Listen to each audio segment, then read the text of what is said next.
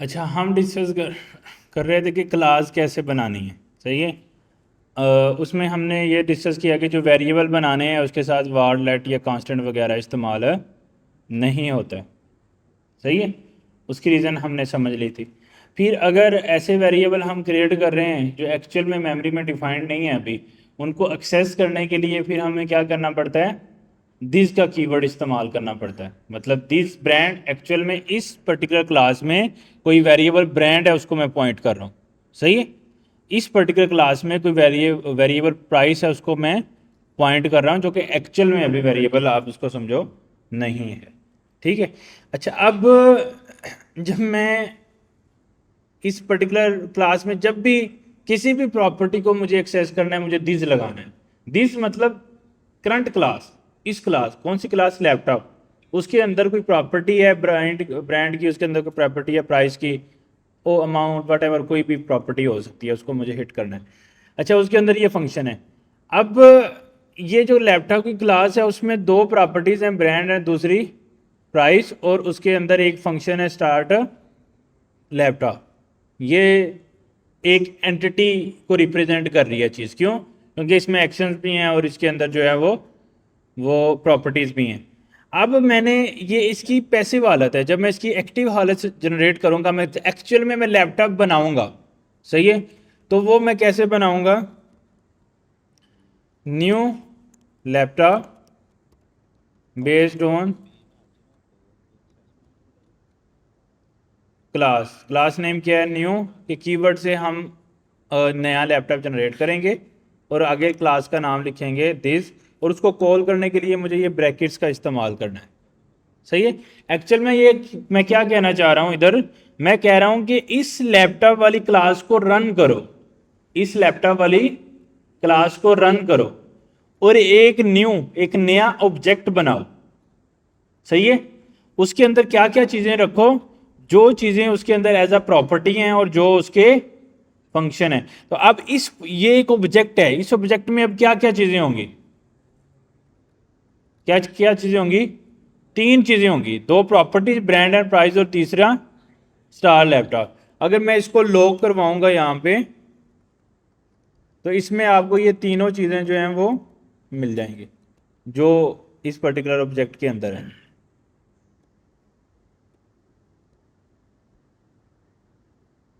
ये दो चीज़ें और इसके साथ जो फंक्शन है उसकी प्रॉपर्टीज वो प्रिंट कर रहा है ऑब्जेक्ट की, फंक्शन को हम कॉल करेंगे तो फिर उसकी वैल्यू शो करेगा वो।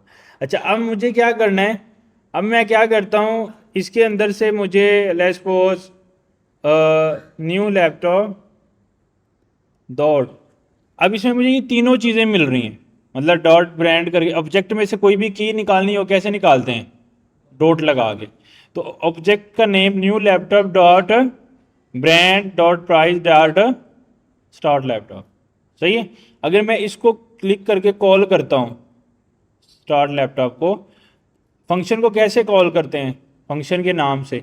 अब चूंकि ये फंक्शन ग्लोबली नहीं बना, ग्लोबली मतलब ये रूट लेवल पे डिफाइन नहीं है, ये फंक्शन डिफाइन है क्लास के अंदर। तो इसको गेट करने के लिए भी मुझे क्लास का नाम, यानी कि क्लास का जो ऑब्जेक्ट बना है, वो क्लास को तो मैं डायरेक्टली यूज ही नहीं कर सकता ना, क्लास को यूज करने के लिए उसका ऑब्जेक्ट बनाना जरूरी है। तो उसका पहले पहले ऑब्जेक्ट बनाया, अब मैंने क्लास की कोई भी चीज इस्तेमाल करनी है तो फिर मुझे उस ऑब्जेक्ट डॉट उसका नाम लिखना है। ऑब्जेक्ट बन गया ना, उसका नाम लिख लेंगे dot brand dot start something. तो जब एक्चुअल में मैं स्टार्ट लैपटॉप करूंगा तो मेरा फंक्शन, ये एक फंक्शन है, ये फंक्शन चलेगा। वो फंक्शन जब चलेगा तो क्या होगा, ये वाला फंक्शन चलेगा जो क्लास में लिखा हुआ है। उस फंक्शन में मैंने क्या लिखा हुआ है, स्टार्टिंग लैपटॉप। तो जब मैं इसको रन करूंगा दोबारा से, तो आप देखिए स्टार्टिंग लैपटॉप और न्यू लैपटॉप वाला तो इसलिए आ रहा है ना क्योंकि मैंने नीचे कंसोल लगाया। अगर मैं इसको ख़त्म करता हूँ कंसोल को, तो अब मेरे पास जो है वो स्टार्टिंग लैपटॉप आ रहा है। एक्चुअल में ये वाला फंक्शन मैंने अगर चलाना है तो इसको चलाने के लिए ये चूंकि क्लास का पार्ट है और ये क्लास का पार्ट है, तो अभी ये फंक्शन डिफाइन नहीं है। इसको एक्चुअल में फंक्शन और इन प्रॉपर्टीज को एक्चुअल में कीज बनाने के लिए मुझे क्या करना पड़ता है, इस क्लास का ऑब्जेक्ट बनाना पड़ता है। उस क्लास का क्या बनाना पड़ता है, ऑब्जेक्ट। जब मैंने इस क्लास का ऑब्जेक्ट बनाया तो इसके अंदर उस क्लास की सारी प्रॉपर्टीज प्लस सारे एक्शंस यानी कि फंक्शंस सेव हो जाएंगे। अब मैं किसी को भी गेट करना चाह रहा हूं, डॉट प्रॉपर्टी का नाम लिख के मैं उसको गेट कर सकता हूं, और उसका जो फंक्शन गेट करना है तो डॉट फंक्शन का नाम लिख के उसको मैं कॉल कर सकता हूं। बात समझ आ गई आप लोगों को? अच्छा, जब मैं इस फंक्शन को कॉल कर रहा हूं तो एक्चुअल में वो ये वाला क्लास के अंदर का लिखा हुआ फंक्शन चला रहा है, सही है, जो कि कब जनरेट हुआ है, जब मैंने उस पर्टिकुलर क्लास का क्या बनाया है, ऑब्जेक्ट बनाया। सही है। अच्छा, अब मैं क्या करता हूं, न्यू लैपटॉप 2 जनरेट करता हूं फ्रॉम द सेम क्लास। तो क्या होगा, लैपटॉप 2 में भी क्या चीजें आ जाएंगी, जो कुछ उस क्लास का पार्ट है। क्योंकि जब भी मैं न्यू, न्यू मतलब ऑब्जेक्ट बनाओ, न्यू लैपटॉप मतलब उस पर्टिकुलर क्लास के अंदर जो भी प्रॉपर्टीज हैं, जो भी एक्शंस हैं, वो सारे के सारे सेव कर दो इस एज एन ऑब्जेक्ट इसके अंदर। अब इस पर्टिकुलर की को मैं सेट करता हूं या यूज करता हूं, तो मैं क्या करूंगा, new laptop dot start laptop. अच्छा, अब ये जो स्टार्ट लैपटॉप है न्यू लैपटॉप 2 का, और ये दोनों डिफरेंट चीजें हैं, ये दो डिफरेंट कॉपीज हैं। यानी कि ये सेम, ये फंक्शन जो है ये इस सेम फंक्शन को कॉल कर रहा है, लेकिन इसका अपना ये फंक्शन है, इसका अपना सेपरेट ये फंक्शन है। यानी कि दोनों की लैदा लैदा कॉपीज हैं। बात समझ आ रही है आपको? अभी बात समझ में आएगी। मैं एक काम करता हूं थोड़ी क्लैरिटी करने के लिए, starting laptop of brand equal to this dot brand, ठीक है। और हम एक काम करते हैं कि इसमें अभी के लिए ये वैल्यूज़ बाय डिफ़ॉल्ट सेट नहीं करते, सेट करने के लिए सेट क्लास प्रॉपर्टीज़, मैं एक फंक्शन बना लेता हूँ खुद से, और उसके अंदर मैं क्या करता हूँ, दिस डॉट ब्रांड, और उसमें sorry this dot brand equal to maybe मैं यहाँ से वेरिएबल ले देता हूँ ए, ताकि आप लोगों को समझ आए, और बी नंबर, ठीक है। और इसमें लगा देता हूँ ए, और इसमें लगा देता हूँ this dot price equal to B, सही है। और डिफ़ॉल्ट मैं वैल्यूज़ दे देता हूँ इसको, may be any default brand 0 price. हाँ जी, नहीं वो मैं अभी समझाता हूँ कि मैंने क्यों दी है। अभी के लिए आप समझ लो कि मैंने डिफ़ॉल्ट में वैल्यू दे दी। अभी हम इसका कंसेप्ट एक दफ़ा हमें समझ में आ गया ना, फिर बहुत ईजी हो जाएगा। अच्छा, अब इस पर्टिकुलर क्लास में कितनी चीज़ें हैं, क्लास लैपटॉप में कितनी चीज़ें हैं, 4। कौन कौन सी? 2 प्रॉपर्टीज़ हैं, वो कौन सी हैं, ब्रांड एंड प्राइस, और 2 फंक्शन है, कौन कौन से, set class properties and start laptop. अब मैं इसका जब ऑब्जेक्ट बनाऊंगा न्यू लैपटॉप में, तो इसमें कितनी चीजें आएंगी, 4, सही है। अच्छा, अब ये चीज वर्क कैसे करती है उसको भी हम देखते हैं।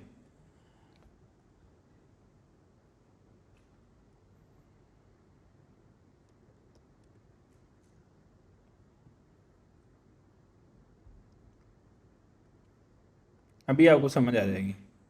ये क्लास है लैपटॉप, ये क्लास क्या है, लैपटॉप। अच्छा, जब ये अभी इस वक्त ये पैसिव हालत में है, सही है। अब जब मैं इस क्लास से एक ऑब्जेक्ट बना रहा हूं ना, ये वाला, तो क्या होगा कि ये एक, इसकी जो भी चीजें हैं वो कॉपी होंगी किसके अंदर, इस ऑब्जेक्ट के अंदर, और इसका नाम मैंने क्या रखा है, न्यू लैपटॉप, ठीक है। मैं इसकी कॉपी हो जाएंगी इसके अंदर सारी चीजें, ठीक है।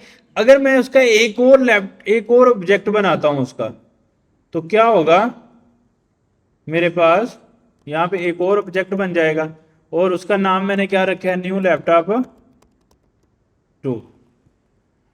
इसके अंदर भी कॉपी हो जाएंगी उसकी सारी चीजें जो भी इस लैपटॉप के जो भी इस क्लास के अंदर थी, सेम। तो इसके अंदर अब कितनी चीजें आ जाएंगी, कितनी चीजें आ जाएंगी, 4। 2 प्रॉपर्टीज और 2 एक्शंस या फंक्शंस कह लो। और इसके अंदर भी कितनी चीजें आ जाएंगी,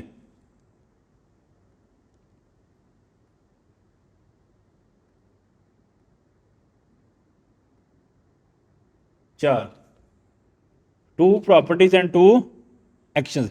अच्छा, अब एक चीज जो समझने वाली ये है, अब चूंकि इसके अंदर भी वही 2 चीजें एक्शन और 2 प्रॉपर्टीज हैं, इसके अंदर भी सेम ही है, इसके अंदर भी सेम ही है। अब अगर मैं इन दोनों चीजों को, अब ये एक लैदा डिब्बे में देखो, पहले ये थी क्लास लैपटॉप वाले डिब्बे में 2 प्रॉपर्टीज और 2 एक्शन।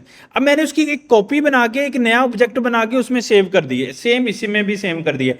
अब अगर इसकी कोई प्रॉपर्टी चेंज होती है इस वाले डिब्बे की, क्या वो इस वाले डिब्बे को इंपैक्ट करेगी? मतलब मैं अगर इस पर्टिकुलर डिब्बे में जाके ब्रांड को चेंज करूंगा, क्या वो इस डिब्बे वाले ब्रांड को चेंज करेगी? क्या मैं इस डिब्बे वाले अंदर प्राइस को चेंज करूंगा, क्या वो इस डिब्बे को चेंज करेगी? नहीं। जब भी न्यू का न्यू, ये जब मैं यहां पे न्यू का कीवर्ड यूज करता ना, न्यू लैपटॉप, होता क्या है, इसकी कॉपी जनरेट होती है इसके अंदर जो भी चीजें हैं, और इसकी एक यहां पे ऑब्जेक्ट क्रिएट हो जाता है। सेम जब मैं यहां पे न्यू लैपटॉप क्रिएट करूंगा, कॉल कर रहा हूं, तो इधर भी सेम मेरा यही काम हो रहा है कि इसकी एक कॉपी जनरेट हो रही है इसके अंदर। अच्छा, इसमें जो भी डिफॉल्ट चीजें हैं वो सारी आ जाएंगी इसके अंदर, इसमें जो भी चीजें हैं वो सारी आ जाएंगी इसके अंदर। अब जो कंसेप्ट सीखने वाला है ना, वो ये है, जब एक पर्टिकुलर क्लास का ऑब्जेक्ट बनता है, वो उस क्लास की एक्टिव हालत होती है। अच्छा, यही सेम इस पर्टिकुलर बॉक्स, ये क्लास की एक्टिव हालत, ये बॉक्स है, ये एक अलहदा। लेकिन वो जो 2 अलहदा अलहदा, मतलब एक क्लास से हम 100,000 मिलियंस ऑफ डिफरेंट ऑब्जेक्ट बना सकते हैं, लेकिन उन ऑब्जेक्ट का आपस में कोई भी रिलेशन नहीं है। बात समझ आ रही है आपको? आइडिया क्या है, मतलब ये है कि अगर मैं न्यू लैपटॉप 1 को, इसको 1 कह लेते हैं ताकि और हम मुझे समझ आ जाए, मैं क्या करता हूं, मैंने 2 ऑब्जेक्ट बना रही है, न्यू लैपटॉप 1 और न्यू लैपटॉप 2।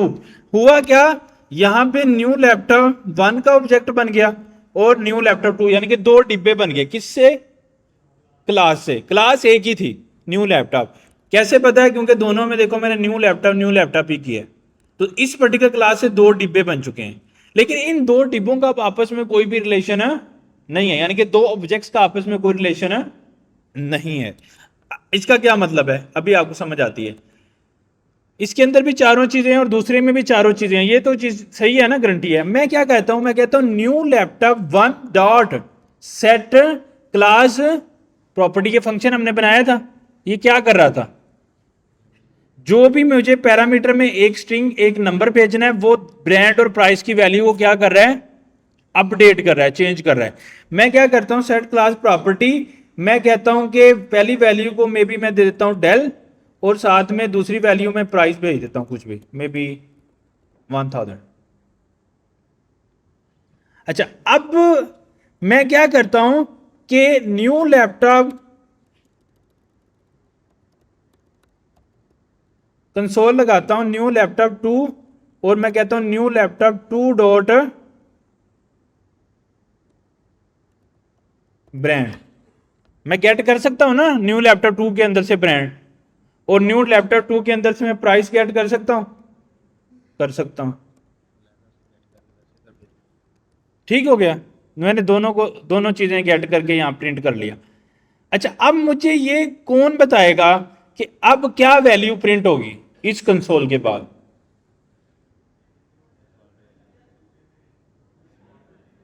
हाँ जी,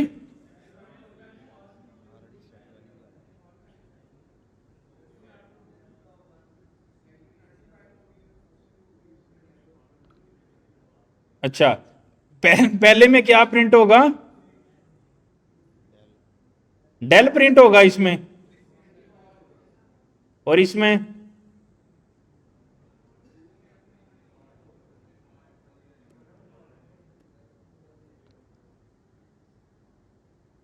लेकिन हमने तो क्या कॉल किया था? सेट क्लास प्रॉपर्टी, और ये क्या कर रहा था? प्रॉपर्टी। लेकिन कंसेप्ट सीखने वाला ये है कि इसने जो प्रॉपर्टी सेट की है, यानी कि इस वक्त इस डिब्बे ने अपनी प्रॉपर्टीज को सेट किया है, वो इस बॉक्स की प्रॉपर्टी को असरअंदाज नहीं होगा। अगर मैं new laptop one dot brand करता तो क्या आता? अगर मैं इस फंक्शन के कॉल करने के बाद, इस फंक्शन के कॉल करने के बाद मैं यहां पे new laptop one dot brand करूं, new laptop one dot price करूं, तो क्या आएगा? डेल और 1000।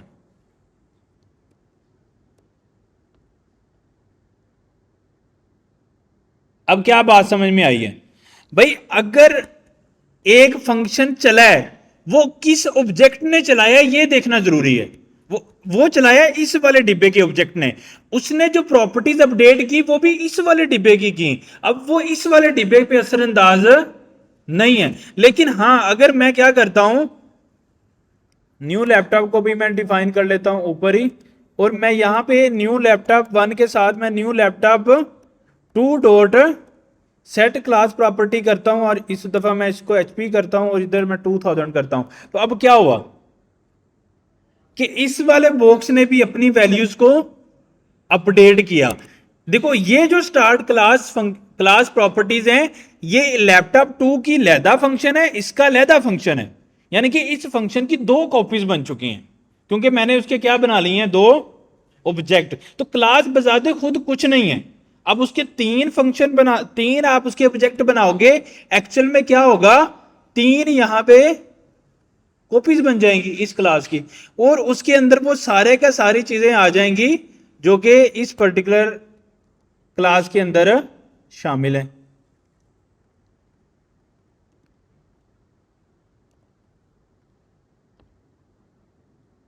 बात समझ रहे हो? लेकिन अगर ये वाला, और इसका मतलब है कि अगर एक्चुअल में हमने डिफाइन किया था दो फंक्शन, लेकिन वो इस वक्त अगर मैं उसके तीन ऑब्जेक्ट बनाता हूं, ये एक्चुअल में कितने फंक्शन बने हैं? इस वक्त कितने फंक्शन बने हैं? 6 बन गए हैं। 2 2 एंड 2 टोटल कितने हो गए? 6। एक्चुअल में मैंने दो ही बनाए थे। अगर क्लास में देखें तो कितने बनाए थे? एक ये बनाया और एक ये बनाया। लेकिन अभी ये फंक्शन बने नहीं है। ये फंक्शन कब बनते हैं? जब हम इसको ऑब्जेक्ट, यही तो मैं बात कर रहा हूं। इसीलिए तो हम फंक्शन या लेट या कांस्टेंट फॉर्म का कीवर्ड नहीं लगा रहे, क्योंकि ये एक्चुअल में फंक्शन वेरिएबल बन नहीं रहे हैं। लेकिन जैसे ही न्यू का कीवर्ड लगता है तो ये फंक्शन और वेरिएबल बना देता है। अब अगर जैसे मैंने एक और वेरिएबल बनाया, तो एक्चुअल में इस वक्त की सिचुएशन के मुताबिक मेरे पास ये दो वेरिएबल थे यहां पे, लेकिन अब अगर मैं ये 3 दफा कॉल करता हूं तो एक्चुअल में मैंने 6 वेरिएबल रैम में जनरेट किए हैं। और कितने फंक्शन जनरेट किए हैं? 6 फंक्शन जनरेट किए हैं। क्यों? हर एक ने अपने अपने किए हैं। तो इसका मतलब है इसके दो फंक्शन और दो एक्शन, 4 चीजें इसकी एक हो गई, इसकी दूसरी हो गई, इसकी। तो एक्चुअल जो कोडिंग को नजर आ रहा है ना, उसको ये 6 फंक्शन नजर आ रहे हैं और 6 प्रॉपर्टीज नजर आ रही हैं, हर डिब्बे की अपनी अपनी। मेरी बात समझ रहे हो? अच्छा, अब जो क्वेश्चन आता है वो करने वाला ये है, अगर रैम में एक्चुअल में दो वेरिएबल के बजाय 6 वेरिएबल बने हैं, जितने के ऑब्जेक्ट बने हैं। अब हमने ये सीखा हुआ है कि वेरिएबल का नाम क्या होना चाहिए? यूनिक। वेरिएबल का नाम क्या होना चाहिए? यूनिक। तो अब ये जो डिफरेंट डिफरेंट 6 वेरिएबल बन चुके हैं, एक्चुअल में वो दो वेरिएबल थे, ब्रांड एंड प्राइस, लेकिन हर ऑब्जेक्ट ने अपनी कॉपी बना के उसको सेव किया। तो अब रैम से हम आइडेंटिफाई कैसे करते हैं? अब उसका नाम क्या है कि हम एक्चुअल में अब इसकी प्रॉपर्टीज और एक्शन का नाम तो रख रहे हैं या नहीं? इस ऑब्जेक्ट का नाम रख रहे हैं। अब वो रैम में कहीं सेव कर रहा है, उसके साथ वो उसके ऑब्जेक्ट का नाम भी सेव कर रहा है। तो अब उसको समझ में आता है, जब मैं प्राइस बोल रहा हूं तो वो कहते हैं मुझे बताओ भाई किसकी प्राइस? न्यू लैपटॉप 1 की, लैपटॉप 2 की या लैपटॉप 3 की, जिसकी कहता है वो वाली लोकेशन में से आपको डाटा ला के दे देता है। मेरी बात समझ आ गई आपको कि क्या मतलब है ऑब्जेक्ट का और क्लास का? तो क्लास एक्चुअल में अगर हम ये देखें, क्या इसकी कोई वैल्यू है? क्या इसके अंदर कोई वेरिएबल्स बन रहे हैं? क्या इसके एक्शन कॉल हो रहे हैं? क्या इसके अंदर फंक्शन कॉल हो रहे हैं? नहीं। एक्चुअल में फंक्शन कॉल हो रहा है, वो क्लास का फंक्शन कॉल नहीं हो रहा। वो फंक्शन की पहले कॉपी बन रही है, रनिंग फॉर्म आ रही है, फंक्शन का कीवर्ड भी उसके साथ लग रहा है, सारी चीजें। ये अब कौन कर रहा है? जब हम न्यू लैपटॉप करते हैं, वो एक्चुअल में वेरिएबल भी बनाता है, एक्चुअल में फंक्शन भी बना रहा है, और वो इसके अंदर सेव कर रहा है। वो फिर न्यू लैपटॉप किया उसने, इसमें सेव किया। क्लास का अपना मतलब कुछ नहीं है, ये पैसिव हालत है, मतलब ये चलती नहीं है। जो चलती है चीज वो ऑब्जेक्ट्स हैं। क्लास का बस काम इतना है कि जो उसके अंदर प्रॉपर्टीज हैं और जो उसके अंदर एक्शन है, उसकी जब भी ऑब्जेक्ट बन रहा है उसकी कॉपीज रनिंग फॉर्मेट बना के, उसके अंदर एक्चुअल वेरिएबल बना के, एक्चुअल फंक्शन बना के वो उस ऑब्जेक्ट को दे देता है, डेट्स इट। अब वो ऑब्जेक्ट जाने, या वो जब ऑब्जेक्ट बन गया, अब उस ऑब्जेक्ट का उस क्लास से कोई लेना देना नहीं है। अगर मैं कोई वैल्यू चेंज कर रहा हूं तो एक्चुअल में वो क्लास में जाके वैल्यू चेंज नहीं हो रही है। बात समझ रहे हो? जब मैंने यहां पे सेट की प्राइस डेल या लैपटॉप, अब ये फंक्शन कहां लिखा हुआ है? क्लास के अंदर। तो इसको तो एक्चुअल में इस क्लास के वेरिएबल को क्या कर देना चाहिए? चेंज। जब वो इसको चेंज करेगा तो एक्चुअल में जब मैं दूसरे लैपटॉप 2 का डॉट करूंगा तो मुझे तो डेल आना चाहिए था, लेकिन ऐसा नहीं हुआ। तो फिर समझ में क्या आया कि इसने जो कॉपी बनाई थी वो उसकी दूसरी कॉपी से कोई लेना देना नहीं था। इतना किसी को बात समझ में ना आई हो कि क्लास से जब हम ऑब्जेक्ट बनाते हैं तो एक्चुअल हम क्लास की एक कॉपी बनाते हैं, और उसमें वो सारी चीजें होती हैं जो क्लास में होती हैं। अब उस ऑब्जेक्ट की मदद से मैं कोई की का नाम सेट कर रहा हूं, कोई की वेरिएबल सेट कर रहा हूं, कोई फंक्शन कॉल कर रहा हूं, तो इसका असर किसी दूसरे पर्टिकुलर ऑब्जेक्ट के ऊपर नहीं होता। ये चीज सीखना बहुत जरूरी है, अंडरस्टैंड करना। एक्चुअल में जब मैं बोलूंगा new laptop 3 dot brand equal to maybe, और कौन सा ब्रांड होता है? एप्पल, सही है। अब इसकी ब्रांड की वैल्यू मैंने क्या सेट कर दी है? एप्पल, सही है। इसका फंक्शन भी कॉल कर सकता हूं, इसकी वैल्यू भी सेट कर सकता हूं। अब मैं न्यू लैपटॉप 2 डॉट ब्रांड करूंगा तो मुझे क्या आएगा? एचपी आएगा, क्योंकि इसने जो ब्रांड सेट किया है वो अपने इसने इस बॉक्स में किया है, इसका इस बॉक्स से कोई लेना देना नहीं है। समझ आ गया? तो हम क्लास के कीवर्ड से क्लास बनाते हैं, उसमें एक प्रॉपर्टीज होती हैं और एक्शंस होते हैं, फिर उसका हम ऑब्जेक्ट बनाते हैं। वो जब ऑब्जेक्ट बनता है फिर उसमें जितने भी फंक्शन और एक्शंस होते हैं वो सारे आ जाते हैं। लेकिन उस ऑब्जेक्ट की जब भी हम कोई चीज कॉल करते हैं, कोई चीज करते हैं, तो उसका कोई भी इंपैक्ट दूसरी पर्टिकुलर क्लास को नहीं, उसके फंक्शंस को नहीं होता है। बात समझ रहे हो? अच्छा, एक चीज बड़ी इंटरेस्टिंग आपको समझ आएगी कि मैं क्या करता हूं, कंसोल डॉट लॉग, और मैंने क्या किया, कंसोल डॉट लॉग। अच्छा, ये अब दो अगर डॉट लगा रहे हैं तो इसका मतलब कंसोल एक क्लास का ऑब्जेक्ट है, ऐसे ही है ना? डॉट लॉग लगा रहा हूं मतलब इसका एक फंक्शन कॉल कर रहा हूं। अब ये जो फंक्शन लॉग है, ये और ये दो फंक्शन क्या सेम है? हालांकि नाम तो सेम ही है, डॉट लॉग, लेकिन ये दोनों सेम नहीं है। इन दोनों की डिफरेंट कॉपीज बन चुकी हैं, क्योंकि जितना जितने ऑब्जेक्ट बनाई जा रहा हूं उतनी क्या बन रही है? कॉपीज बन रही हैं। तो इसलिए ये अपना, हालांकि मैं इस फंक्शन को कॉल कर रहा हूं तो नीचे वाले को ऊपर वाले को ओवरराइड कर देना चाहिए, खत्म कर देना चाहिए, लेकिन ऐसा नहीं हो रहा, क्योंकि उसका डॉट लॉग फंक्शन अलग है, नीचे वाले का डॉट लॉग फंक्शन सेपरेट है। जिस तरह ये class property, set class property का फंक्शन इसका अपना है और इसका अपना है। अब न्यू लैपटॉप 3 के अंदर भी वो फंक्शन आ चुका है, लेकिन हमने यूज नहीं किया, वो हमारी मर्जी, लेकिन फंक्शन तो आ चुका है ना। अगर मैं कॉल करूंगा तो इसका, उस फंक्शन का इन दोनों के साथ कोई भी लेना देना नहीं होगा। इतना किसी को समझ ना आया कि what is class, how to create object, और उसका मतलब क्या है, ऑब्जेक्ट कॉपीज बनती हैं, वो रनिंग फॉर्मेट है। रनिंग मतलब मैं ऐसा नहीं कर सकता, क्लास का नाम क्या था, लैपटॉप डॉट ब्रांड, ऐसा नहीं मैं कर सकता, क्योंकि वो तो पैसिव हालत है, वो तो एक्चुअल हालत है ही नहीं, वो कोई वेरिएबल नहीं है। डॉट ब्रांड अभी तक कोई वेरिएबल नहीं है, लेकिन जब उसका ऑब्जेक्ट बन गया तो अब डॉट ब्रांड एक वेरिएबल बन चुका है, अब वो उसका एक फंक्शन बन चुका है, तो उसको हम यूज कर सकते हैं।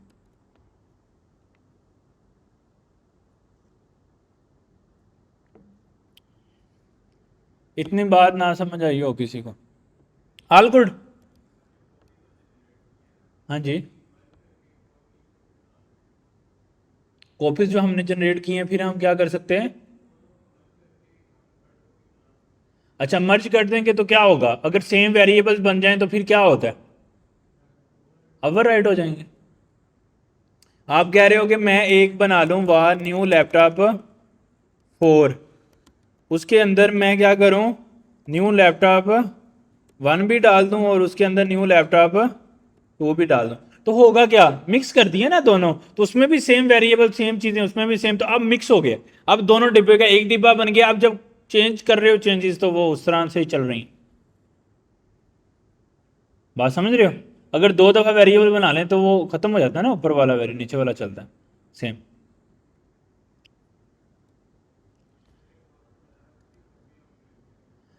हम एक्चुअली जो ऑब्जेक्ट बना रहे हैं, हमारा ये इंटरेस्ट नहीं है कि हम उसको दोबारा जोड़ें। बात समझ रहे हो? देखो, हमने लैपटॉप का एक ड्राइंग बना ली कि लैपटॉप ऐसा होगा। अब मैंने उसकी जब कॉपीज क्रिएट करनी है, देखो जैसे ये मैकबुक प्रो एक मतलब लैपटॉप है, इसका एक उन्होंने ड्राइंग बना ली, ड्राइंग मतलब क्लास बना ली। अब उस क्लास से ये लैपटॉप जनरेट हो गया है। अब मैं ये तो नहीं चाहता कि ना 2 लैपटॉप बने हैं उनको जोड़ दूं आपस में, फायदा क्या है, ये सेपरेटली यूज करने के लिए बना है। अब इसके अंदर भी वो सारे फंक्शन सारी चीजें हैं जो कि एक और अगर मैं मैकबुक प्रो परचेज कर लूं उसके अंदर भी होंगे। इसका मतलब वो भी क्लास से बना है और ये भी। अब ये बिल्कुल एग्जैक्ट सेम प्रॉपर्टीज हैं दोनों के अंदर, लेकिन अगर लेट्स सपोज मैं इसका अल्टर कराता हूं, मतलब इसका मैं कीबोर्ड चेंज करा देता हूं, क्या मेरे दूसरे लैपटॉप को इफेक्ट आएगा इसका कीबोर्ड चेंज होने से? नहीं, क्योंकि ये क्लास से कॉपी तो हुआ है, उससे इनहेरेंट तो हुआ है, लेकिन अब जब ये बन गया तो अब उसका उससे लेना देना कुछ नहीं है। ये लैपटॉप अब इसकी एक्चुअल हालत है, और जब इसकी ड्राइंग बनी होगी वो इसकी क्लास थी। समझ आ गई सबको कि क्लास का क्या मतलब है? अच्छा, अब हम क्या करते हैं नॉर्मली,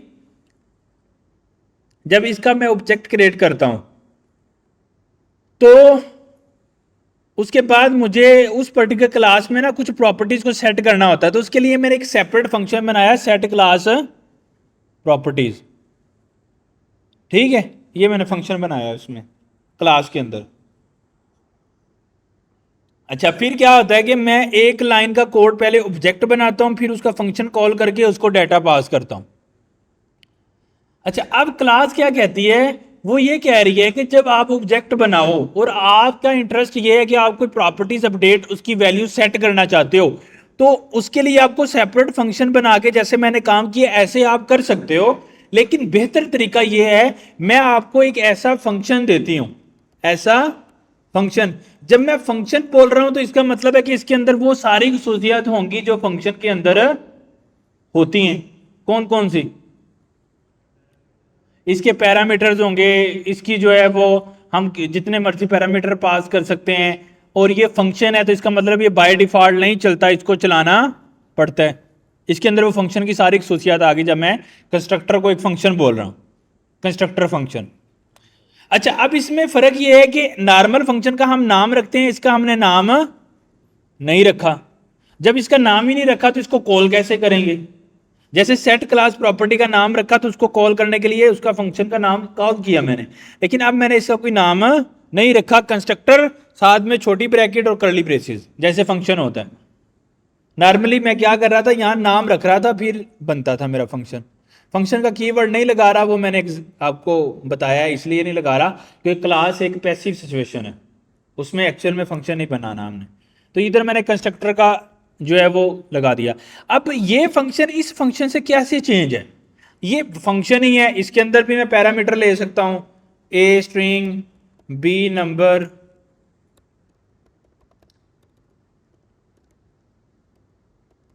सी में बी बुलियन।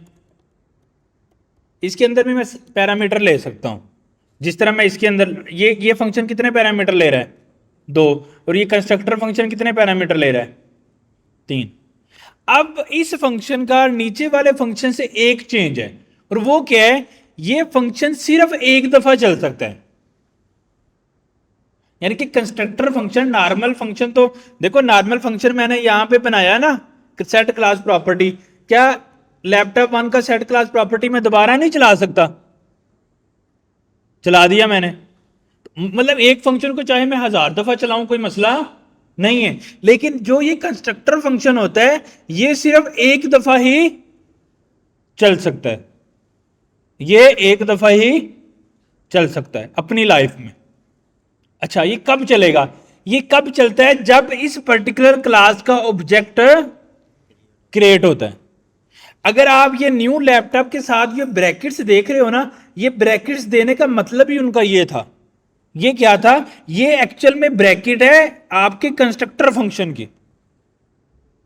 इसके अंदर आप जो पैरामीटर पास करने हैं वो भी कौन से करने हैं? कंस्ट्रक्टर में जो जाने हैं। देखो यहां पे मैं कोई भी फंक्शन के साथ छोटी ब्रैकेट्स लगाता हूं और उसके अंदर मैं क्या पास करता हूं? आर्गुमेंट। समझ रहे हो? अब ये वाली जो ब्रैकेट, अदरवाइज तो ये न्यू लैपटॉप ऐसे होना चाहिए था। देखो ना, मैंने ऑब्जेक्ट बनाना है न्यू लैपटॉप, इस लैपटॉप का एक ऑब्जेक्ट बना दो, डेट सेट। ये ब्रैकेट्स खाली देने का क्या मतलब है? ये खाली ब्रैकेट देने का मतलब ये है कि वो फंक्शन कंस्ट्रक्टर जिसका हमने नाम नहीं रखा, तुम जब ऑब्जेक्ट बनाओ फौरन उसको कॉल कर दो, उसको फौरन क्या कर दो? कॉल कर दो। यानी कि जब उस क्लास का ऑब्जेक्ट बन रहा होगा तो पहला फंक्शन जो कॉल होगा ऑटोमेटिकली वो कौन सा होगा? Constructor function. बात समझ आ रही है आपको? तो इसका मतलब ये है कि मैं अब क्या करता हूं, इसको मैं दोनों को कमेंट कर देता हूं, बाकी चीज़ों को भी यहां मैं कमेंट कर देता हूं, इसको भी। सही है? सारा कुछ मैंने जो है ऑलमोस्ट कमेंट कर दिया। अब न्यू लैपटॉप बंद। अब आप लोग देखिएगा कि मैं क्या करता हूं, स्टार्ट लैपटॉप के अंदर भी मैंने कंसोल लगाया हुआ है, ऐसे ही है, और मैंने जो है मैं कंस्ट्रक्टर में भी कंसोल लगा देता हूं।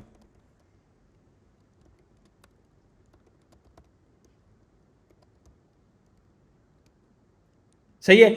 अब मैंने इस पर्टिकुलर ऑब्जेक्ट का कोई एक्शन, कोई भी फंक्शन कॉल किए नहीं किया ना। अच्छा, अब मैं क्या करता हूं, इसको जो भी मैंने पैरामीटर 3 देने थे वो दे देता हूं। पहली स्ट्रिंग देनी थी, दूसरा नंबर देना था, और तीसरा बुलियन देना था। सही है? अब आप लोग देखिएगा कि मैं इसको रन करता हूं। इस क्लास में मैंने दो कंसोल लगाए हुए हैं, एक कंसोल मैंने लगाया है कंस्ट्रक्टर में और दूसरा कंसोल मैंने लगाया है स्टार्ट लैपटॉप में। अच्छा, अब मैं इसको रन करता हूं।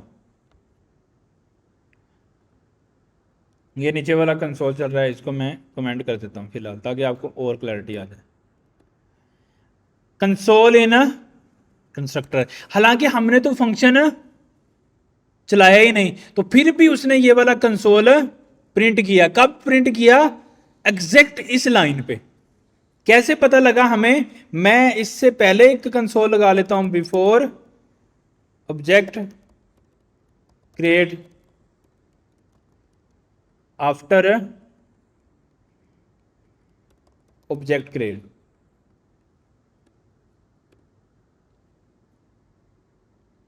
इसका मतलब जैसे ही न्यू लैपटॉप हुआ तो इसने क्या किया? मुझे कंस्ट्रक्टर को चला दिया। अब जो भी मैंने यहां पे आर्गुमेंट पास किए वो उसने कहां पे रिसीव कर लिए?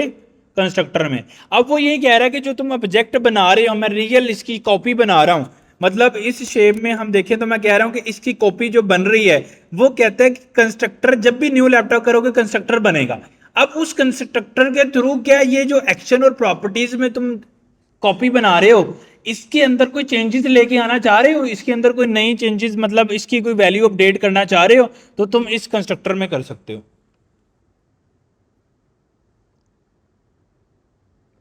अच्छा, मैं कहता हूं मैं करना चाहता हूं, मैं क्या करता हूं फिर, जो काम मैंने सेट क्लास प्रॉपर्टी में किया हुआ है वही सेम काम मैं यहाँ पे भी कर लेता हूँ।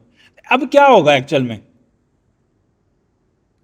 अब होगा ये कि जब न्यू लैपटॉप बनेगा, कंस्ट्रक्टर चलेगा, कंस्ट्रक्टर को जो डाटा मैं पास करूंगा वो उस पर्टिकुलर कंस्ट्रक्टर के अंदर जो भी मैंने प्रॉपर्टीज या फंक्शन मैंने कॉल किए हैं या जिनको मैंने रन किया है वो रन होंगे, उसका जो भी रिजल्ट आएगा वो साथ इसकी कॉपी में जाएगा। तो अब अगर मैंने यहां पे लिखा है कंस्ट्रक्टर के अंदर न्यू डेल, तो एक्चुअल में ब्रांड के अंदर क्या सेव होगा, पहले ब्रांड में सेव हो रहा था डिफॉल्ट वैल्यू, अब ब्रांड में क्या सेव होगा, सेट क्लास प्रॉपर्टी से पहले क्या सेव होगा,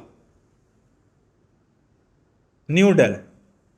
सही है। अगर मैं अभी इसको लॉग में आफ्टर के बाद मैं इसके लॉग में लगाता हूं ना new laptop one dot brand, तो क्या होगा, क्या होगा, क्या ब्रांड आएगा,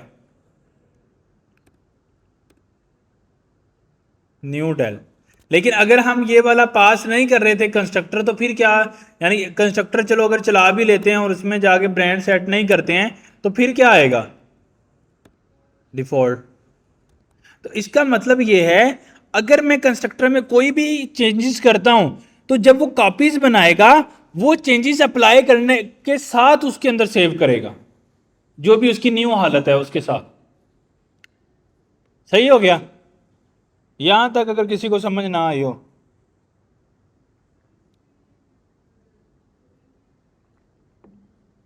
हाँ जी,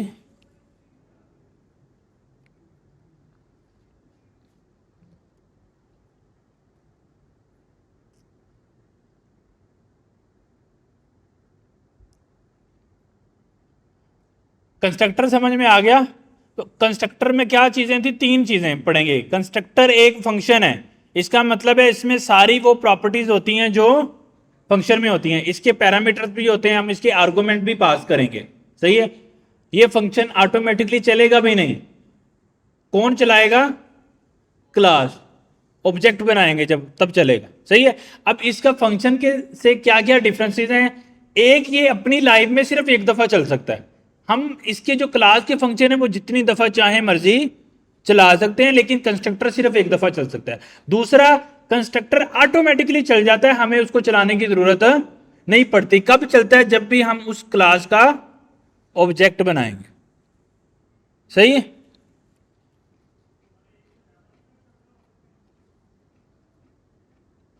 एक क्लास में एक कंस्ट्रक्टर हो सकता है, अगर एक से ज्यादा होंगे तो उसको पता कैसे लगेगा कि कौन सा चलाना है।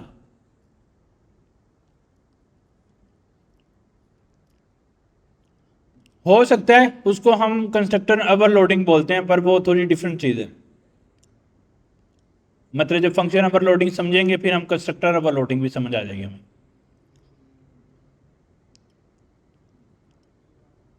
सही है।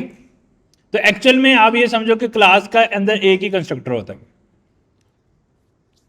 अच्छा, नेक्स्ट एक चीज अब मुझे आपने बतानी है। इस वक्त क्या करता हूं, new laptop one dot set class properties, मैं कहता हूं एचपी, न्यू एचपी, और साथ में कोई प्राइस दे देता हूं 2000, और फिर मैं new laptop one dot set class properties new Apple.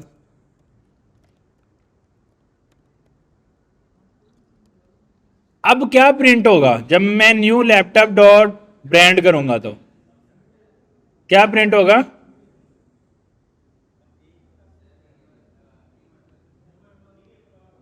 New del होगा, न्यू एचपी होगा या न्यू एप्पल होगा। कितने लोग कह रहे हैं कि न्यू डेल होगा या डिफॉल्ट वैल्यू होगी,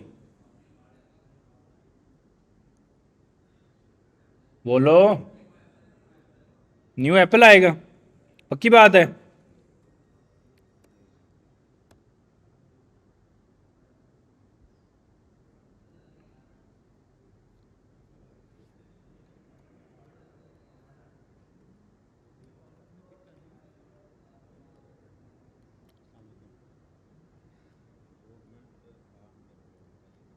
सही है।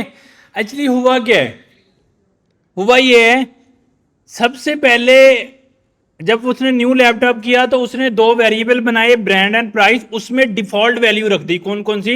Default, brand and zero. अच्छा, उसके फौरन बाद उसने क्या चला दिया? कंस्ट्रक्टर। उसमें उसकी वैल्यू उसने क्या रख दी? New Dell and 234 something. अच्छा, उसके फौरन बाद हमने एक और उसी ऑब्जेक्ट के अंदर फंक्शन चला दिया। उसने उसकी वैल्यू को फिर अपडेट करके क्या कर दिया? New HP. फिर मैंने वही फंक्शन चला दिया, उसकी वैल्यू को उसने दोबारा अपडेट करके क्या कर दिया? एक वेरिएबल की जितनी दफा मर्जी वैल्यू पे अपडेट कर लो। तो ये मैं समझाना ये चाह रहा था, कंस्ट्रक्टर में एक दफा चला सकता हूं, नॉर्मल फंक्शन में 2 दफा, 10 दफा, जितनी दफा मर्जी चला सकता हूं। हालांकि अब मेरा इस वक्त कंस्ट्रक्टर भी सेम काम कर रहा है और ये सेट क्लास प्रॉपर्टी फंक्शन भी सेम काम कर रहे हैं, दोनों सेट ही कर रहे हैं ना ब्रांड की वैल्यू को। समझ आ गए इतने? किसी को अगर यहां तक ना समझ आई हो, ऑल गुड, आगे चलें।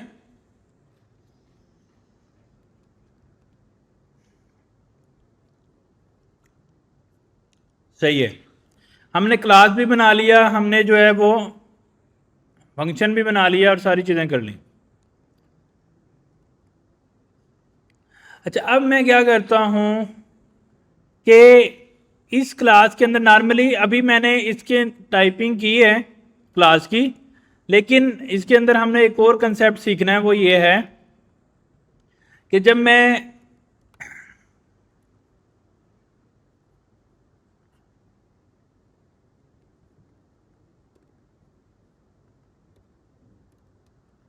सही है, इतना मैंने अब सिंपली एक फंक्शन जो है ना वो एक ऑब्जेक्ट बना लिया है इस पर्टिकुलर लैपटॉप क्लास से।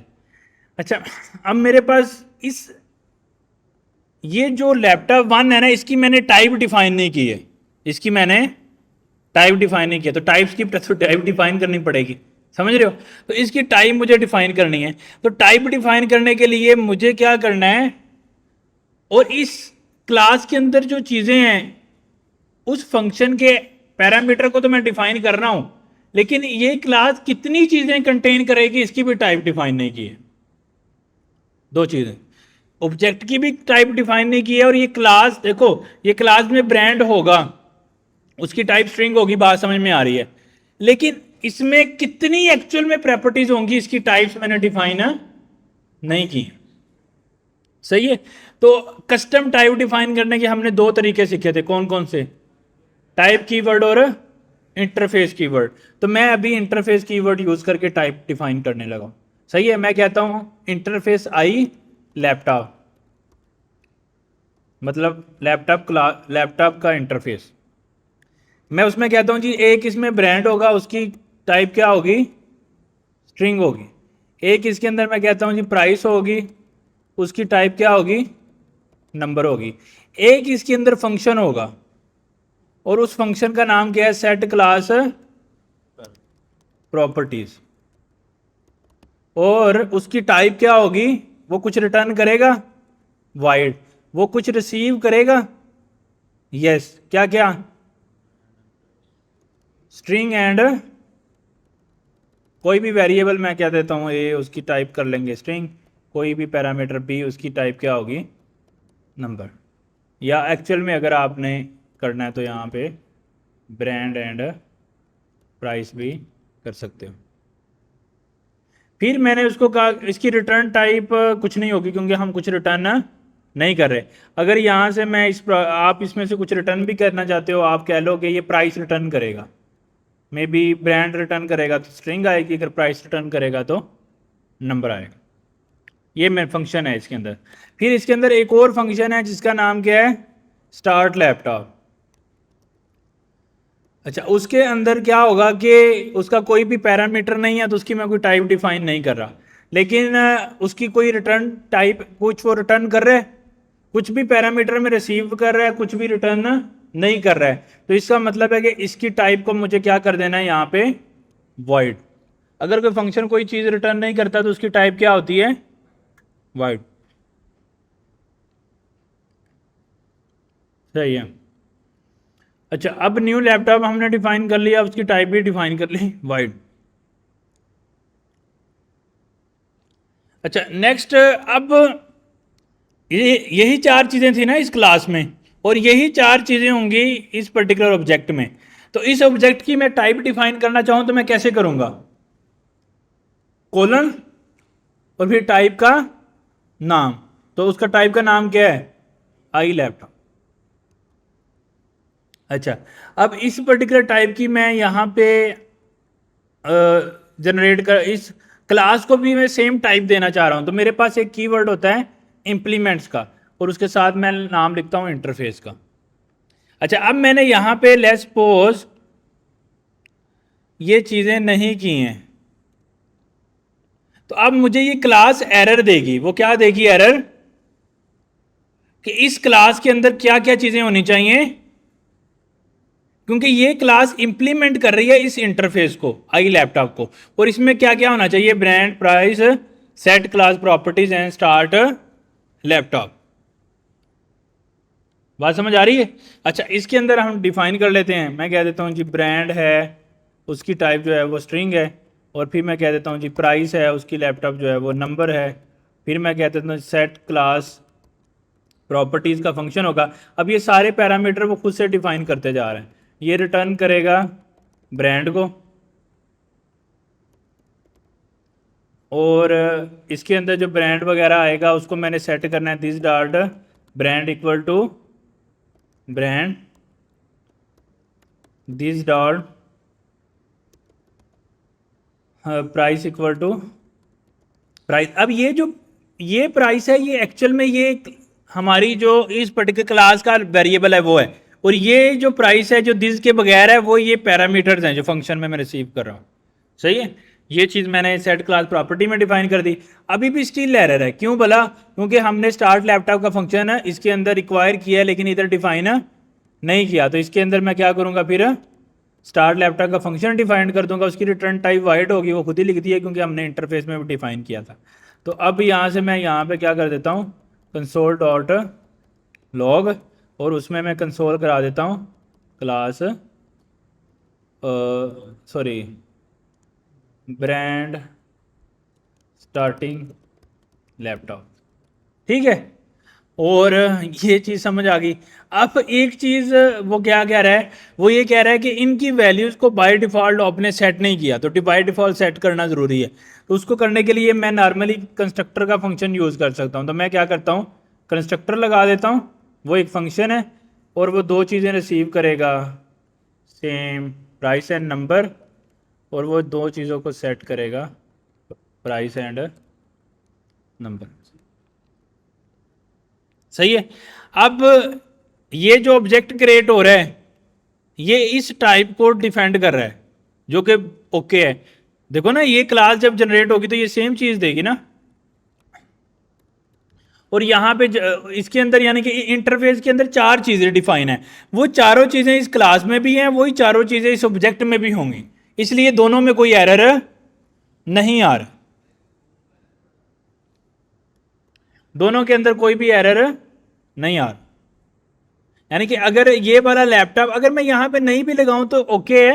रीज़न क्या है? क्योंकि मैंने क्लास को इंप्लीमेंट करा लिया इंटरफेस के। अब क्लास इंश्योर कर रही है कि इसमें वो सारी चीज़ें हैं जो उस टाइप में, तो इसके अंदर भी 100% श्योर है कि इस वेरिएबल में भी वो सारी चीज़ें होंगी जो उस टाइप में, लेकिन स्टिल हम उसको कह सकते हैं कि ये उसी पर्टिकुलर टाइप को ये भी पॉइंट कर रहे हैं।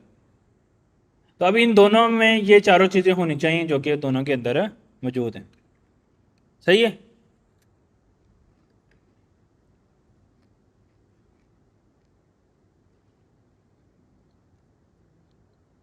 यहाँ तक किसी को समझ ना आया हो?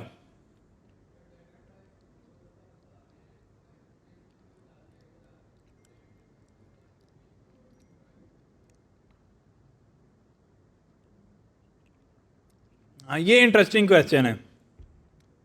बच्चे ने क्वेश्चन किया कि यहां पे मैंने टाइप बताई है तो फिर मैं यहां पे क्यों टाइप बता रहा हूं? बात समझ रहे हो? अच्छा, यहां पे मैं क्यों टाइप बता रहा हूं? ये जो टाइप मैंने बताई है ना यहां पे, ये एक्चुअल में सिर्फ मैं टाइप बता रहा हूं। ये जो मैं क्रिएट कर रहा हूं ये एक वो पर्टिकुलर वेरिएबल बना रहा हूं। मतलब क्या है, मैं इधर इक्वल टू डाल के इसकी वैल्यू भी दे सकता हूं।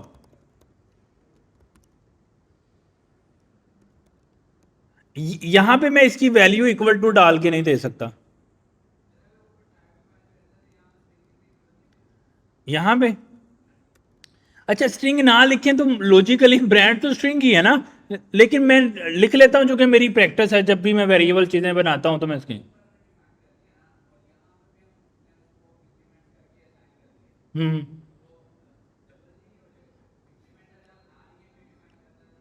नहीं, आप बात ठीक कर रहे हो कि ये ब्रांड को अगर मैं नंबर करूंगा तो ये मुझे एरर थ्रो करेगा, करेगा ना, क्योंकि ये ब्रांड क्या हो सकता है, स्ट्रिंग, क्योंकि मैंने इसको इंटरफेस में डिफाइन किया है। लेकिन चूंकि मेरी एक प्रैक्टिस है, मैं ना भी इसको लिखूं ये चलेगा, लेकिन मेरी एक प्रैक्टिस है, जब भी मैं कोई वेरिएबल बनाता हूं तो मैं उसके साथ उसकी कॉलन लगा के टाइप लिखता हूं, तो मैं उसी प्रैक्टिस को फॉलो कर रहा हूं। तो बेहतर है कि हम डिफाइन कर दें, ना भी करें तो वो सही है, ओके। लेकिन लॉजिकल ये है कि हम जब भी कोई हम यूज टू है ना, तो जब भी कोई वेरिएबल बनाएंगे, प्रॉपर्टी बनाएंगे, तो उसकी टाइप के साथ में लिख देंगे। इतनी बात किसी को समझ ना आई हो कि क्लास कैसे बन रही है, उस क्लास का ऑब्जेक्ट कैसे बन रहा है, उस ऑब्जेक्ट की कॉपीज का मतलब क्या है, और एक क्लास किसी इंटरफेस को इंप्लीमेंट कर सकती है। सही है, इंटरफेस को इंप्लीमेंट करने का मतलब यह है कि मैं इस पर्टिकुलर इंटरफेस को जो है वो फॉलो कर रहा हूं एज अ क्लास। सही है, ऑल गुड। अच्छा, नेक्स्ट जो चीज मैंने अंडरस्टैंड करनी है वो ये है कि इसमें मैं मल्टीपल इंटरफेसेस भी इंप्लीमेंट कर सकता हूं। मतलब मैंने आई लैपटॉप किया, मे बी मैं एक इंटरफेस बना लेता हूं, इंटरफेस एप्पल। सही है, मैं कहता हूं कि मेरी क्लास जो है ना वो इस पर्टिकुलर एप्पल को भी करे इंप्लीमेंट। सही है, इसके अंदर मे बी मैं जो है वो कोई स्पेसिफिक चीज़ ओएस और उसकी वैल्यू जो है वो स्ट्रिंग होगी, ये मैं डिफाइन कर लेता हूँ इस आई एप्पल में। मैं चाहता हूँ कि मेरी क्लास इन दोनों इंटरफेस को इंप्लीमेंट करे, मतलब इन दोनों इंटरफेस को फुलफिल करे। तो मैं क्या कर सकता हूँ, एक इंटरफेस लगा के कॉमा लगा के दूसरा इंटरफेस भी डाल सकता हूँ। ये वो ऐसे ही है जैसे हम दो इंटरफेसेस को कनकैट कर लेते हैं। हाँ, उसको मजीद मानी, मैं ये कह रहा हूं कि तुमने आई लैपटॉप की भी सारी प्रॉपर्टीज को फॉलो करना है और तुमने आई एप्पल की भी सारी प्रॉपर्टीज को फॉलो करना है। अब ये एरर दे रही है, क्यों बोला? क्योंकि इसने आई लैपटॉप वाली सारी प्रॉपर्टीज को फॉलो किया है, लेकिन इसने आई एप्पल वाली प्रॉपर्टी को फॉलो नहीं किया। सही है, तो अब इसको मुझे क्या करना पड़ेगा, यहां पे ओएस स्ट्रिंग और उसकी वैल्यू को डिफाइन करना पड़ेगा डिफॉल्ट में, और अगर मैं उसको सेट करना चाह रहा हूं तो डेफिनेटली मैं उसको सेट भी कर सकता हूं। तो अब मेरा ये एरर खत्म हो गया। तो हमने क्या सीखा कि एक क्लास एक से ज़्यादा इंटरफेसेस को इंप्लीमेंट कर सकती है। इंप्लीमेंट्स के कीवर्ड के बाद कॉमा सेपरेटेड हम जितने चाहें इंटरफेसेस दे सकते हैं। ये एक्चुअल में ऐसा ही नहीं हुआ, ये जो मैंने काम किया है ये कुछ ऐसा नहीं हुआ कि मैंने एक में भी टाइप बना ली है ए और उसके अंदर इन दोनों को क्या कर दिया है, कनकैट। कैसे करते हैं,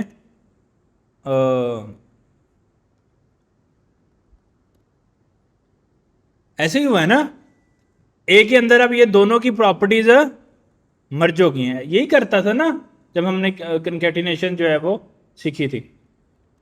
तो ये सेम काम ही हम यहां पे अभी कर रहे हैं, कॉमा सेपरेटेड, कि हम ये क्लास ये दोनों इंटरफेसेस को इंप्लीमेंट कर रही है। सही है,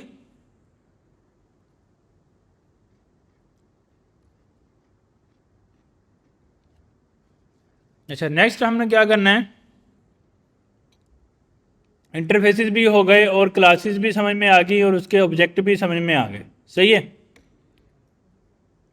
अच्छा अभी तक हमने इनहेरिटेंस नहीं पढ़ा है, मतलब जो ऑब्जेक्ट ओरिएंटेड प्रोग्रामिंग है ना उसका हमने एक फंडामेंटल क्लास को सीखा है कि हमने एंटिटीज को क्लास में डिफाइन करना है।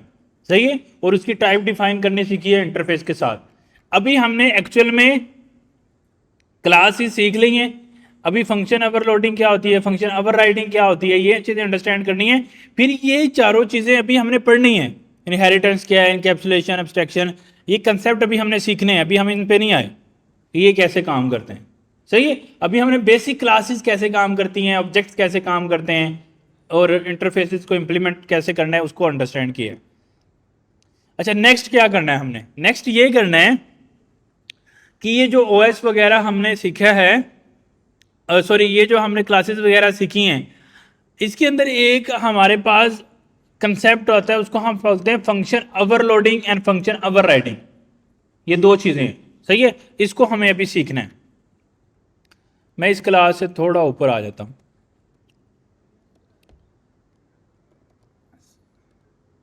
हाँ जी,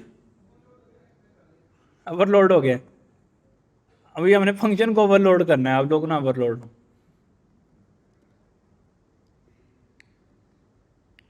अच्छा, मैंने एक सम का वेरिएबल बनाया, मैंने बोला कि नंबर 1 इज नंबर और नंबर 2 इज नंबर। दो वेरिएबल, सॉरी दो पैरामीटर हैं इस फंक्शन के, और इस फंक्शन का नाम क्या है? सम।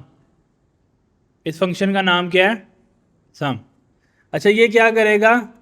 ये एक वैल्यू रिटर्न करेगा दोनों वेरिएबल को सम करके, और इसकी जो रिटर्न टाइप होगी वो भी क्या होगी? नंबर। All good. ये फंक्शन ये मैंने एक सादा फंक्शन बनाया। अच्छा, फंक्शन ओवरराइडिंग का मतलब ये है कि मैं अगर सेम नेम से दोबारा फंक्शन क्रिएट कर दूं और उसकी एग्जैक्ट सेम ही पैरामीटर्स रख दूं, सेम उसकी रिटर्न टाइप रख दूं, सही है, और उसको रिटर्न कर दूं। अच्छा, अब जब मैं इस सम को कॉल करूंगा तो कौन सा सम कॉल होगा? कौन सा सम कॉल होगा? जो बाद में आया, इसको हम बोलते हैं फंक्शन ओवरराइडिंग। मतलब क्या है? मैंने इस सम के फंक्शन को ओवरराइड कर दिया लाइन नंबर 6 में। बात समझ रहे हो? अगर हम सेम नाम से फंक्शन दोबारा बना देंगे और उसकी पैरामीटर चीजें सब कुछ सेम होंगी, इसको हम बोलते हैं ओवरराइडिंग। मतलब मैं उस पर्टिकुलर फंक्शन को ओवरराइड कर रहा हूं, चेंज कर रहा हूं नए कोड के साथ, सही है। और इसके अंदर में भी मैं प्लस के बजाय मल्टीप्लाई कर दूं, कुछ तो चेंज करना है ना, वो मैंने उसकी लॉजिक में चेंज कर दिया, बाकी पैरामीटर भी सेम है और रिटर्न टाइप भी सेम है। इसको हम बोलते हैं फंक्शन ओवरराइडिंग। अगर एक फंक्शन सेम नाम से दो दफा लिखा गया है, उसके पैरामीटर और रिटर्न टाइप सेम है, लेकिन उसके अंदर की लॉजिक डिफरेंट है, इसको हम बोलते हैं फंक्शन ओवरराइडिंग। के बाद में आने वाला फंक्शन अपने ऊपर वाले फंक्शन को ओवरराइड कर देता है, उसकी वैल्यू, यानी कि इसकी एग्जिस्टेंस अब खत्म हो गई है। अब यहां पे मैं सम कॉल करूं ना अगर, तो वो ठीक है, ये वाला सम कॉल होगा, ऊपर वाला लाइन नंबर 2 है, लेकिन नीचे कॉल करूंगा तो कौन सा होगा? नीचे वाला, क्योंकि सेम नाम से फंक्शन है। इसको हम फंक्शन क्या बोलते हैं? इस कंसेप्ट को फंक्शन ओवरराइडिंग। एक चीज अंडरस्टैंड करनी है ओवरराइडिंग में कि हमारी जो उसके पैरामीटर और रिटर्न टाइप जो है वो क्या होनी चाहिए? सेम होनी चाहिए, तब उसको वो ओवरराइड करेगा, सही है। अच्छा, इसके अगेंस्ट हमारे पास एक आता है फंक्शन ओवरलोडिंग। ओवरलोडिंग क्या करता है कि वो ओवरराइड तो बिल्कुल उसकी कॉपी एग्जिस्टेंस पिछले की खत्म कर देता है, ओवरराइड कर देता है, उसकी एग्जिस्टेंस को क्लीन कर देता है। ओवरलोडिंग क्या करता है कि वो स्टिल चाहे नाम सेम है लेकिन वो स्टिल एग्जिस्ट, मतलब वो दोनों सेपरेटली एग्जिस्ट करेंगे। वो कैसे? मैं कहता हूं कि ये वेरिएबल एक लेगा, उसके वेरिएबल में सबसे पहला एक पैराम होगा कलर, जिसकी टाइप स्ट्रिंग होगी, और एक वेरिएबल होगा नंबर 1, उसकी टाइप क्या होगी? नंबर, और ये रिटर्न करेगा नंबर। अब क्या हुआ? अब देखो, ओवरराइडिंग उसने क्यों की थी? क्योंकि उसको किसी तरह से भी डिफरेंशिएट नहीं हो रहा कि ये कौन सा फंक्शन है और दूसरा फंक्शन कौन सा है, क्योंकि पैरामीटर और रिटर्न टाइप सेम हो रही है। अब जबकि ओवरलोडिंग कर रहा हूं तो उसमें क्या होगा कि फंक्शन का वो देखेगा, मैं जब लेट्स सपोज मैं इसको कर देता हूं कमेंट, समझो एक ही मेरे पास फंक्शन है अभी, और वो क्या है, इसमें दो पैरामीटर है, दोनों है नंबर और रिटर्न टाइप भी नंबर है, इसमें से मैं कुछ भी रिटर्न 0 कर देता हूं अभी के लिए, ठीक है। अब अगर मैं कॉल करूंगा सम को, और अगर मैं पास करता हूं दोनों पैरामीटर में नंबर, तो अब वो कौन सा फंक्शन चलाएगा, ऊपर वाला। क्यों? क्योंकि उसको ये बात समझ आ रही है अगर दोनों पैरामीटर में नंबर आ रहे हैं तो ये ऊपर वाले फंक्शन की बात हो रही है। अगर मैं इसके अंदर से पहले पैरामीटर को पास करता हूं स्ट्रिंग, तो अब वो कौन सा फंक्शन चलाएगा, नीचे वाला। क्यों? क्योंकि अब उसको समझ में आ रहा है कि ऐसा फंक्शन जिसका पहला वेरिएबल स्ट्रिंग है और दूसरा वेरिएबल नंबर है, तो उसको कॉल करना है। तो एक्चुअल में अब ये भी फंक्शन एग्जिस्ट करता है और ये भी फंक्शन एग्जिस्ट करता है। तो फंक्शन ओवरलोडिंग करने के लिए फंक्शन के पैराम्स की टाइप्स को चेंज करना है, उनकी तादाद को चेंज करना है, और उनके रिटर्न टाइप को चेंज करना है। मतलब कोई भी हो सकता है कि मैं उसमें एक ही पैरामीटर ले लूं, फिर भी उसको बात समझ में आ जाएगी ना। या हो सकता है कि मैं इसमें ज्यादा पैरामीटर ले लूं, हो सकता है कि इसकी रिटर्न टाइप को चेंज करके स्ट्रिंग कर दूं, फिर भी उसको समझ में आ रही है ना कि वो फंक्शन की रिटर्न टाइप आई थी इसकी ये है। समझ रहे हो सकता है कि नेम सेम है लेकिन मैं पैरामीटर के साथ खेल रहा हूं, कभी उसकी मैं टाइप चेंज कर रहा हूं, कभी मैं उसका उसके तादाद को कम ज्यादा कर रहा हूं, रिटर्न टाइप को चेंज कर रहा हूं। इससे उसको समझ में आता है कि ये फंक्शन की लहदा कॉपीज एग्जिस्ट करनी है और उसको ओवरलोड करना है। ओवरलोड मतलब सेम भी फंक्शन को डिफरेंट टाइप में डिफरेंट तरह कॉल करना है on basis of their parameters, कि उनके पैरामीटर्स कैसे हैं। तो ओवरराइडिंग में अगर हम सेम फंक्शन को बिल्कुल ही ओवरराइड कर दें, हर चीज ही सेम रखें, ओवरलोडिंग मीन फंक्शन का नाम तो सेम होगा लेकिन उसके पैरामीटर और बाकी चीजें सेम नहीं होंगी। जितने मर्जी बना लें, कितने बना सकते हैं, अगर ओवरलोड करने हैं तो फिर उनकी टाइप और कुछ चीजें चेंज करनी है ना, तो आप कितनी चीजें चेंज कर लोगे। अगर लेट्स सपोज आपके पास 10 पैरम है तो आप उनको चेंज, किसी को कोई स्ट्रिंग किसी को, तो उसकी आप प्रोबेबिलिटी निकाल लें कितने बन सकते हैं, कितने ओवरलोड हो सकते हैं। बात समझ रहे हो? तो डिपेंड्स ऑन सिनेरियोज के हमारा कैसे सिनेरियोज चलेंगे। तो फंक्शन ओवरलोडिंग और फंक्शन ओवरराइडिंग का कंसेप्ट समझ में आया। ओवरलोडिंग मीन कि हम सेम फंक्शन को डिफरेंट पैरामीटर पास के करके कॉल कर सकते हैं, और ओवरराइडिंग मीन हम बिल्कुल ही उसका एग्जिस्टेंस पिछले फंक्शन की खत्म कर देते हैं। All good. अभी जब हम इसको कॉल करेंगे बहुत सारे फायदे हैं, मतलब कोई भी चीज़ बेफायदा तो नहीं होती ना। अभी हम इसको यूज़ कर मतलब सीख रहे हैं तो कोई फ़ायदा होगा, अभी हम देखेंगे क्या होगा। सही है, जब हम उसके वो सीखेंगे ना आगे, इसके 4 पिलर्स, इनहेरिटेंस, इनकैप्सुलेशन, पॉलीमॉर्फिज्म, उनमें ये चीज़ें यूज़ होती हैं। कि मतलब कि लेट्स सपोज इनहेरिटेंस क्या होता है कि एक क्लास किसी दूसरे क्लास को एक्सटेंड कर रही है, मतलब अपनी पेरेंट क्लास की खसूसियात लेके आ रही है। अब वो क्लास अपनी पेरेंट क्लास में भी कुछ फंक्शन है, लेट्स सपोज ये लैपटॉप की क्लास में 2 फंक्शन है, एक और मैं इससे एक क्लास बना लेता हूं एप्पल की, वो लैपटॉप को एक्सटेंड करेगी। अब उस एप्पल की लैपटॉप में भी ये चारों चीजें आ जाएंगी और वो अपनी मजीद भी बना सकता है। और वो एप्पल की लैपटॉप, एप्पल वाली क्लास, ये इन 2 फंक्शन को किस किस को, स्टार्ट लैपटॉप और सेट क्लास प्रॉपर्टीज को ओवरलोड या ओवरराइड कर सकती हैं।